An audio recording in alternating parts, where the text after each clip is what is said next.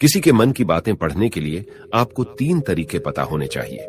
ये तरीके सीखना बहुत महत्वपूर्ण है। इन तरीकों को सीखकर आप आसानी से समझ सकते हैं कि कोई कैसा सोच रहा है। तो आइए, मैं आपको गौतम बुद्ध की एक कहानी सुनाता हूं जो आपको दूसरों के मन को पढ़ने के तरीके सिखाएगी। बहुत समय पहले की बात है। एक छोटे से गांव में 2 भाई थे। बड़े भाई को अंधा था, इसीलिए वह हमेशा घर पर ही रहता था और छोटे भाई खेती करता था। हालांकि खेतों में बहुत सारे जानवर थे और उनके कारण पूरी कृषि बर्बाद हो रही थी। इससे छोटे भाई को बहुत परेशानी हो रही थी।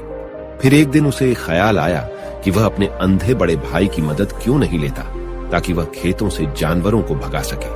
क्योंकि उसका बड़ा भाई अंधा था, वह खेत में बैठकर जानवरों की आवाज सुनते ही उन्हें डरा सकता था। इस तरीके से हमारी कृषि बच सकती थी।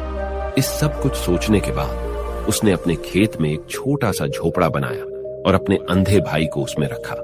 उसने उससे कहा, भाई, अगर तुम किसी जानवर की आवाज सुनो तो जोर से चिल्लाओ और जानवर यहां से भाग जाएंगे। इससे हमारी फसलें बच जाएगी। बड़ा भाई अपने छोटे भाई के विचार से सहमत हो गया और खेत में बैठने लगा। जब कभी उसे किसी जानवर की आवाज सुनाई पड़ती, वह तुरंत जोर से चिल्लाने लगता और जानवरों को डरा कर भगा देता।